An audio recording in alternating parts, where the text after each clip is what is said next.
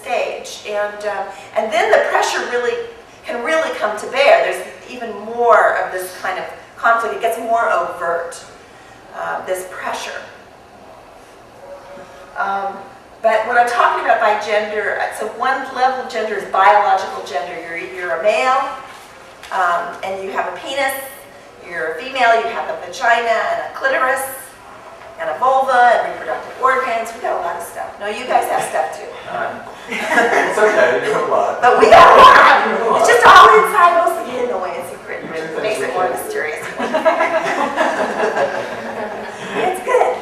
But to me, because I'm a lesbian, Jordan's like, no, I don't know about that. Well, it shouldn't be like that to you. So, okay, my kids got excited, and I forgot what I was talking about. We got you in this there for a minute.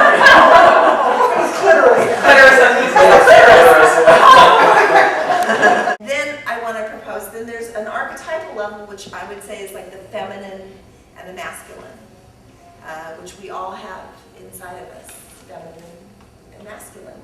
And these are felt locations. The feminine is a felt location, the masculine is a felt location. It's not an idea. I could say the word feminine and masculine sounds like an idea. It's not an idea. Just like embodiment, I meant to say this at the very beginning, an hour later, I'm just going to say that embodiment is it's not an idea. And it can be really abstract if you've never been in your body. If you're just dissociated and you've never been in your body. But we've all been in our body, like if nothing else, when you're sick. You know, when you're sick, all of a sudden, like I got a cold, it's like nothing fucking else happens. Excuse me. Nothing else happens. I've got a cold, I'm in my body. It feels terrible. Or, you know, I'm having an orgasm. It feels like ecstasy, and, you know, maybe I'm in my body then, I don't know, you know. Some part of me in my body is activated. But for the most part, because of this early trauma, and I want to suggest for women, I think it's true for all children, but for women especially, for girls, this heteronormative gaze really causes a profound disembodiment. So I can speak from my own experience that one story is that for a long time, I started to do yoga, and I realized when I started to do yoga that there was absolutely no feeling from here to here. I'd been walking around for 47 years or 48 years, no connection. I couldn't feel the ground. I had no connection to the ground, nothing. Complete absence from here to here. Now, I didn't know this. For 45 years, I walked around and thought I was here. I'm here. Ooh. But so I've been doing a lot of body work to try to make this connection here and land on the ground. And a week before, sometime in last October, I had this body work, and I got up off the table and I stood on the ground for the first time, and I was walking, and I'm like, I'm walking. I never walked before. I was only pretending to walk. I never walked before. I never stood on the ground. I never felt the connection from here to here. And a week later, I was diagnosed with cancer. A week later. It's kind of like, okay, now you're in your body. Now you're gonna really feel. Now you're ready to face what you haven't been ready to face. You have to be standing on the ground. It was quite impressive how that happened. So I don't want to discourage you from trying to get embodied, but it's dangerous, especially if you're a lesbian, a gay person, a woman, a person of color. You know, like it's dangerous because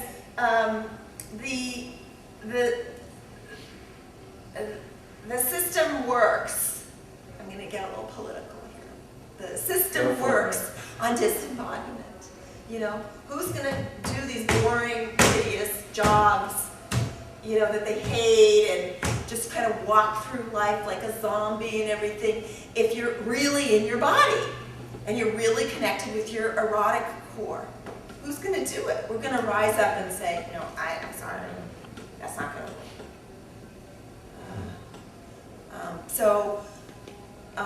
But I want to say that I think it's really ubiquitous because cancer is ubiquitous, HIV is ubiquitous, autoimmune diseases are ubiquitous. This is ubiquitous, and I think it has to do with this problem.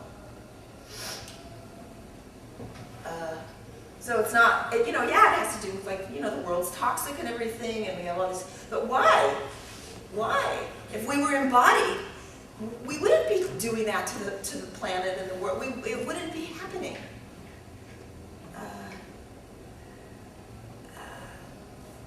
So I want to propose that this idea of embodiment is not an idea, it's an experience.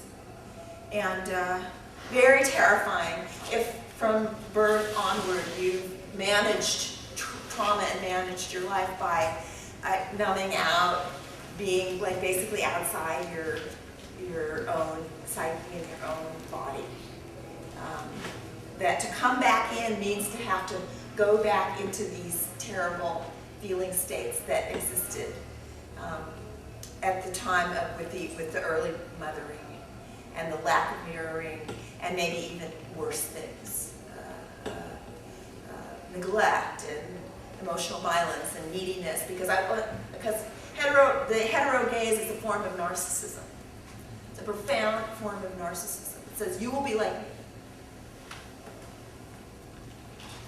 Sandra? Yeah. It seems to me like the whole, the sister-lover pole, it's like part of what, you know, kind of as you're talking, this image that there's a boundary, that in embodying yourself, like you must put a boundary between what's inside and outside, because this typical image of feminine as sort of like she's either the nurturer, so like she'll take whatever, you can rape the land, you can do whatever, whether it's metaphorical or the literal woman's body. This sense of kind of it's always penetrated, so there's always this sense that like the feminine is always just ready to have whatever come inside and go out, and it's this idea of kind of moving from mother-daughter to sister-lover seems to me more to resonate with. That if I have a body, these organs belong to me, first of all, that I can put a limit there and then kind of figure out what the mystery is inside. Rather than it has to, like, that I have to be open to whatever comes to me. Yeah. Right on. Yeah, and trying to make that boundary is, it's a lot of work. It's really hard because in the early imprinting, in the early object relations, it's not an if. There is a merger. There's what Mahler calls a symbiosis. That's her word. That's her description of what's going on earliest between the mommy and the baby. There's symbiosis, and what needs to develop is the baby has to develop a sense of her own self inside in order to be able to have a relationship with the other outside. And if that and if the mother is, you will be like me, you will be like me, you will be like me, and then it's not possible to develop that inside. And it's not possible to set a boundary if one doesn't have a sense of inside. What kind of boundary are you setting? For what? There's a sense of futility about it.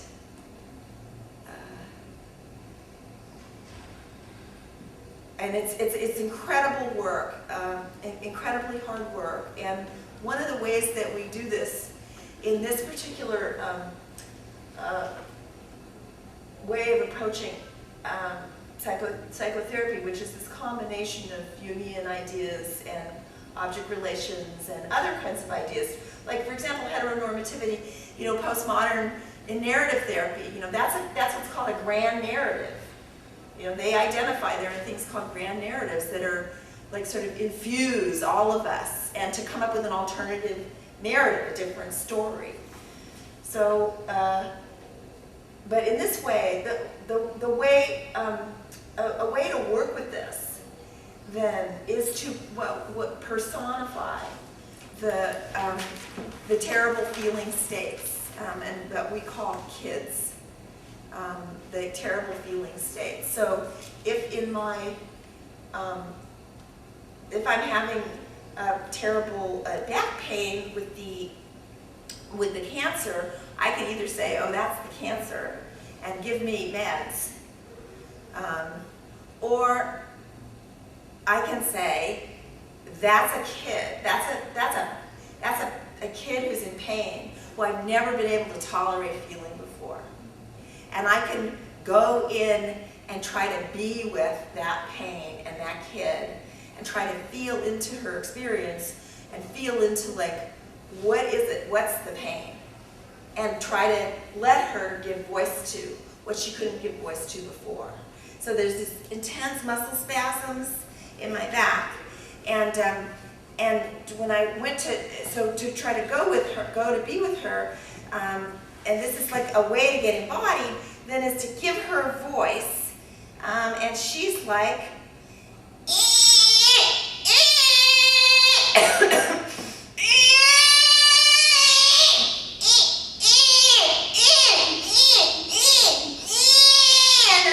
go on for a really long time. And it's like shocking to hear the sound of a baby coming out of oneself, but that's who it is. That's how old she is. You could feel she's like a newborn who's like trying to get held and soothed and didn't. Poor kid. She's lucky to have you there. Sometimes when I can show up for her. So, okay, so let's see.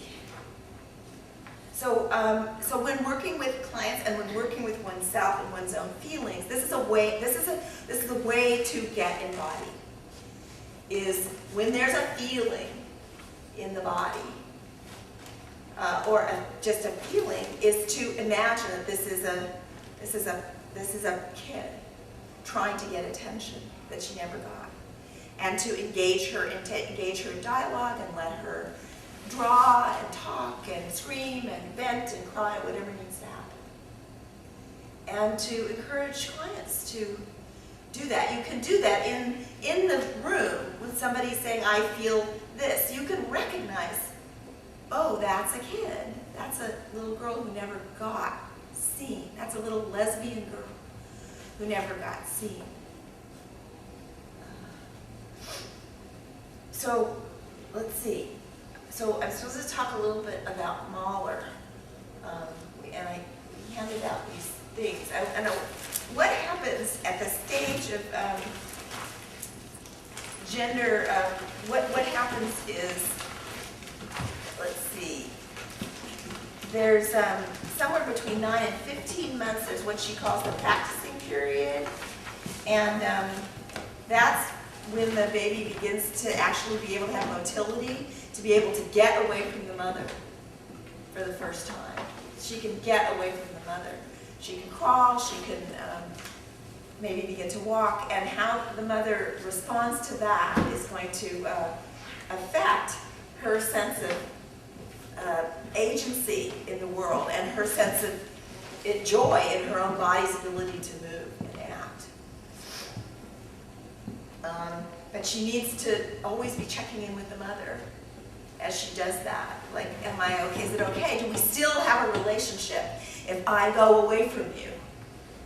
And many mothers can't handle this, or may perceive the daughter as too active, too aggressive. And then there's this stage, rapprochement, 15 to 24 months, where there becomes this, initially there's this love affair with the world. It's like, look what I can do, look what I can do, look what I can do. And it's very important for the baby to get, like, from the mommy, wow, that's incredible, that's great, that's wonderful.